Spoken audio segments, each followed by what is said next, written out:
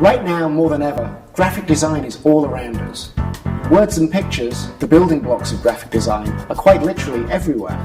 They're the elements that make up our interface to both the digital world and the printed world. And as graphic design elements become more prevalent in our lives, graphic design as a practice becomes more important in our culture, and there's an increased need for more graphic designers.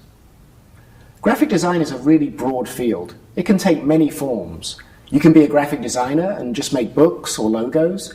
You could design web interfaces or t-shirts, chocolate boxes or political posters.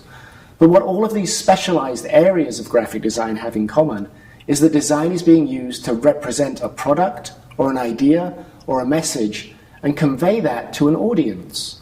Design is a way of communicating something to someone else through visual means. There are many different types of graphic designer. Some are very technical, some very formal. Some have a practice derived by research or concept, and some are driven purely by style or aesthetics. Others by the desire to experiment, but they all deal with controlled communication through text and image. Sometimes designers just use image, illustration, and sometimes they just use text, typography. But mostly designers use a combination of the two, tied together by the use of color and composition. In this course, I'd like to try and reduce this vast and varied practice down to some fundamental skills. These are the building blocks you need to master in order to be able to eventually build something more complex and refined, and they're going to be relevant to pretty much every specialized area of graphic design. We're going to break graphic design down into its basic components: image, type, shape and color, and then we'll look at composition, where we put all the elements together into a composed piece of graphic design.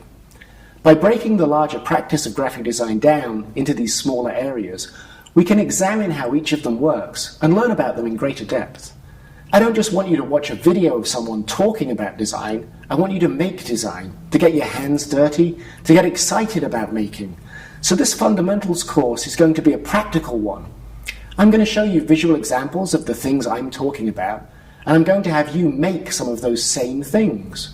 After all, if you want to be a designer, you have to be a visual person. You have to be a maker, either a maker of meaning or a maker of form, or preferably both. By the end of this course, you will have tasted the core aspects that make up the practice of graphic design. You'll have experimented with image making, tried your hand at typography, and learnt about color, shape, and composition. Hopefully, you'll have acquired an appetite to develop those skills, a desire to continue to build your skills, with the ultimate goal of becoming a successful graphic designer.